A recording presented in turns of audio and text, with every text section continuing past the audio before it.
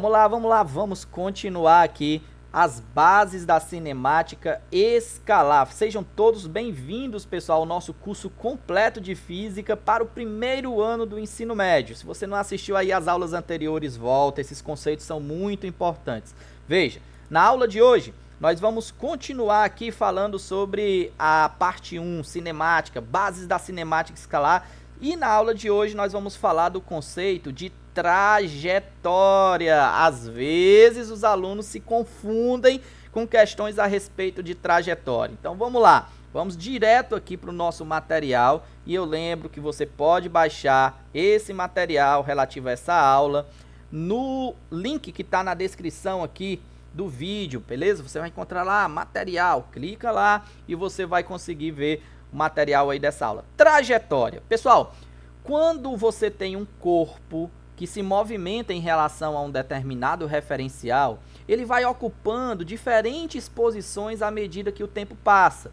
Se você interligar essas posições, vai formar uma linha que nós chamamos de trajetória.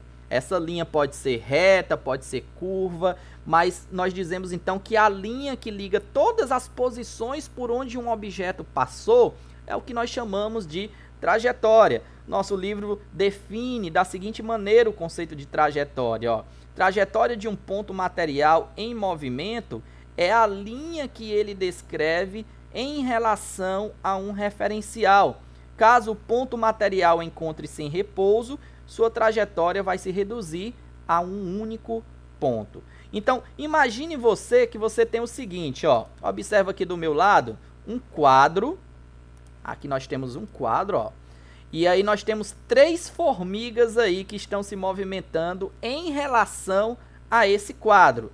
Nós temos a formiga A, que no intervalo de tempo T1 a T2, ela sai de A e vai para cá, ó, aqui ela estava no intervalo de tempo T1, a formiga A, e foi aqui para essa outra posição no instante de tempo 2. A formiga B, ela se movimentou de acordo com essa linha vermelha, e a formiga C, ela permaneceu em repouso. Então, a trajetória da formiga A foi uma linha reta, a gente diz que a trajetória foi retilínea. A trajetória da formiga B foi curvilínea, ela fez curvas aqui. E a trajetória da formiga C se reduziu a apenas um ponto, porque ela se manteve em repouso em relação ao quadro. Ela não se moveu. Vamos aqui descer um pouquinho, que eu vou dar outros exemplos sobre trajetória. Ó, deixa eu afastar aqui um pouquinho. Ótimo. Observa aqui uma foto que mostra 5 aviões e o rastro produzido por cada um deles. Então, esse rastro, ele ilustra, ele acaba deixando nítido aí, visível, a trajetória desses aviões, que são trajetórias retilíneas. Então, esses 5 aviões aí estão se movendo nesse intervalo de tempo que nós estamos vendo na fotografia, com uma trajetória retilínea. Mas aqui embaixo, nós temos uma imagem de uma um trecho de uma rodovia que ilustra bem uma trajetória curvilínea.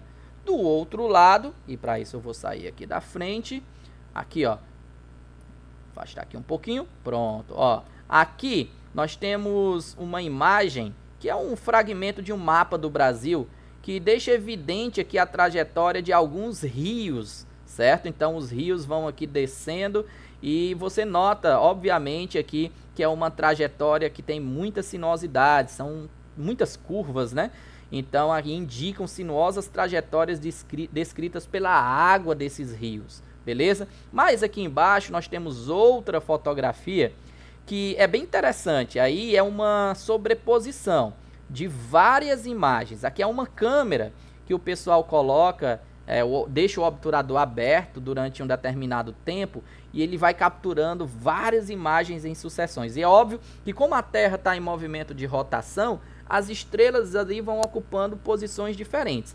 Quando você junta todas as imagens, então vai mostrar a trajetória dessas estrelas, né? Uma trajetória que você está vendo aí como sendo curvilínea, né? Nesse ponto. Então fica muito bonito aí quando você sobrepõe todas essas imagens. Então evidencia aqui, ilustra uma trajetória curvilínea das estrelas.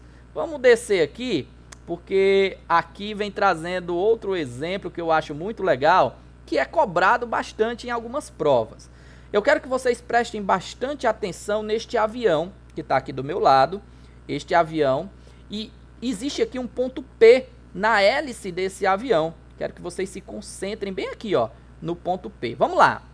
A gente diz que o conceito de trajetória também, assim como movimento e repouso são relativos ao referencial, que a gente viu na aula passada, se você não assistiu, tá aqui a aula, vai aparecer no cardzinho aqui. Então, o conceito de trajetória também depende do referencial. Como assim, professor? Para o piloto deste avião, né, que está em movimento junto com o avião, se você tiver como referencial o piloto, então esse ponto P vai estar descrevendo uma trajetória circular. A gente diz então que o ponto P vai ter uma trajetória circular, curvilínea, em relação a um referencial que está no avião. Porque quem está no avião vai ver o ponto P simplesmente fazendo esse movimento circular. Agora, quem estiver fora do avião, observando o avião ir para a direita, né, se movimentar na direção horizontal para a direita, esse ponto P, ele, além de estar realizando esse movimento circular, ele vai estar realizando esse movimento circular e ao mesmo tempo indo para a direita. Então observa aqui em cima de mim que o ponto P, né, ele não vai ter uma trajetória apenas circular, ele vai ter uma trajetória de acordo com essa linha tracejada vermelha, tá vendo? Essa linha tracejada vermelha que tá ali. Então aqui, ó, do meu lado, observa, nós vamos ter uma trajetória que é chamada muitas vezes de hélice cilíndrica, que aí você vai ter essa trajetória aqui, ó, com a linha vermelha, como se fosse uma aspiral, não é? Como se fosse aqui uma aspiral. Por quê? Porque aqui é uma trajetória que é o resultado de dois movimentos, um movimento circular e um movimento retilíneo horizontal. Então dá aqui o resultado de uma hélice, de uma aspiral que vai acontecendo aí. Bem legal, não é? Então é uma forma de você entender que trajetória depende do referencial. Se o referencial estiver no avião, então a trajetória vai ser um círculo, né? Vai ser algo circular, uma circunferência. Agora, se a trajetória estiver fora do avião, observando o avião passar, você vai ter essa trajetória aqui da linha tracejada, que é uma hélice cilíndrica, que é aí uma aspiral, na forma de aspiral. Por isso que nesse quadro aqui, ó, esse quadro leitura, fala sobre a cicloide. O que é a cicloide? É a mesma, parecido com um exemplo que a gente deu do avião, mas agora nós temos um vagão de trem, ele está se movimentando aqui sobre os trilhos, e você tem um ponto P sobre a roda desse vagão. Se o referencial estiver no vagão, então a trajetória desse ponto P vai ser apenas uma circunferência, né? Vai ser assim, ó, conforme está aqui nessa linha azul que vocês estão vendo aqui, ó. Para o referencial no vagão, você vai ter uma trajetória que vai ser apenas uma circunferência. Agora, se você analisar a trajetória do ponto P em relação a um referencial no solo, vendo o trem passar, por exemplo, você vai ter uma cicloide, né? A trajetória de P em relação ao solo vai ser uma curva denominada cicloide, que vai ser o resultado de dois movimentos. O movimento circular da roda, mais o fato de a roda estar em translação, em movimento para a direita. E como é que vai ser essa cicloide, professor? Olha aqui do meu lado, ó. A cicloide, ela está aqui ilustrada com a linha vermelha, tá? Então o ponto P vai subir um pouquinho e a roda está indo para frente. Então olha aqui, ó. Vai acontecer isso daqui, ó. Tá vendo? Vai acontecer isso daqui. Aqui, até dar esse resultado bem aqui embaixo que vocês estão vendo, ó. Tá vendo? Então isso aí é chamado de cicloide. No fim das contas, deixa eu mostrar aqui para vocês, você teria algo assim, ó.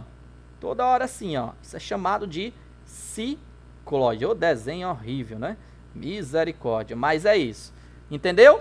Então, isso ilustra muito bem o fato de a trajetória. Primeiro, ela vai interligar, é aquela linha que liga cada posição por onde o objeto passou. E lembre-se, a trajetória é relativa ao referencial, depende do referencial. Para um referencial pode ser uma linha reta, para outro referencial pode ser uma circunferência. Então, dependendo do referencial, você vai ter uma trajetória diferente. Então, sempre se pergunte qual é o referencial, para depois você definir qual vai ser a trajetória do corpo. Beleza? Espero que tenha esclarecido bem esse conceito de trajetória, que para alguns acham simples, mas ainda acaba errando. E agora, depois dessa aula, tenho certeza que vocês não vão errar. Pessoal, compartilhe o vídeo aí com teus colegas, para que eles também aprendam o conceito da maneira certa, que eles aprendam física de fato, e dá aquele like aí para ajudar o nosso projeto, para que eu continue aí a produzir esse conteúdo de qualidade e de graça aqui no YouTube. Um forte abraço, vamos para a nossa próxima aula, vamos lá!